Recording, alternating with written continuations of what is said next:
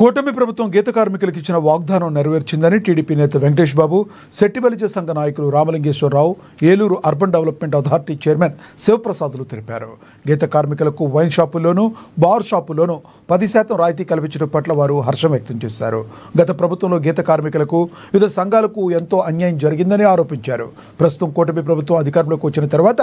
రాష్ట్రంలోని బీసీలకు తగిన ప్రాధాన్యత ఇస్తున్నారని, 33% రిజర్వేషన్లు కూడా కల్పించారని హర్షం వ్యక్తం చేశారు. 2024 వరకు చేసినటువంటి విధ్వంసకరమైనటువంటి వినాశకరమైనటువంటి అభివృద్ధి నిరోధకత్వం, అలాగే ఆర్థికంగా రాష్ట్రాన్ని దివాళా తీర్చిన పరిస్థితుల్లో ప్రజలు 2024లో జరిగినటువంటి ఎన్నికల్లో జగన్ని తగిన విధంగా ఇక మళ్ళీ తిరిగి కోలుకోలేని విధంగా దెబ్బకొట్టి చంద్రబాబు నాయుడు నాయకత్వంలోనే రాష్ట్రం మళ్ళీ అభివృద్ధి చెందుతుందనేటువంటి విధానంతో కూటమి ప్రభుత్వానికి అధికారం ఇచ్చిన నాటి నుంచి కూడా అభివృద్ధి, సంక్షేమం రెండు కళ్ళు కింద ప్రతి హామీని అమలు చేసే విధంగా ఈ కూటమి ప్రభుత్వం ఈ రోజున ఏదైతే రాష్ట్ర ప్రభుత్వం కూటమి ద్వారా బలహీన వర్గాల వారికి, ముఖ్యంగా గీత కార్మిక కులాలకి ఎన్నికల వాగ్దానంగా ఇచ్చిన రిజర్వేషన్ ఏదైతే వాగ్దానం ఉందో అది సంపూర్ణంగా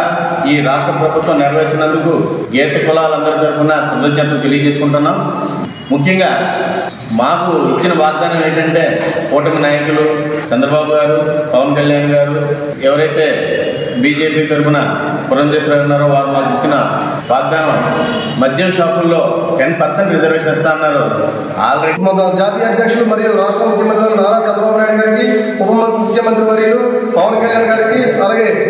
జాతీయ ప్రధానమంత్రి అయినటువంటి నరేంద్ర మోడీ గారికి కూడా ప్రత్యేక ధన్యవాదాలు తెలియపరుస్తూ ఈ గీత కార్మికులకి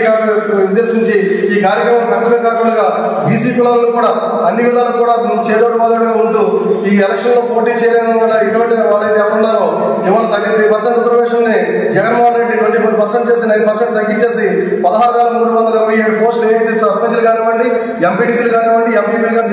జడ్పీ జిల్లా పరిషత్ చైర్మన్ జడ్పీ తగ్గిపోవడం జరిగింది. అది కూడా మళ్ళీ ఇవాళ బిల్లు పెట్టి ఇవాళ 33% చేస్తారని చెప్పేసి చంద్రబాబు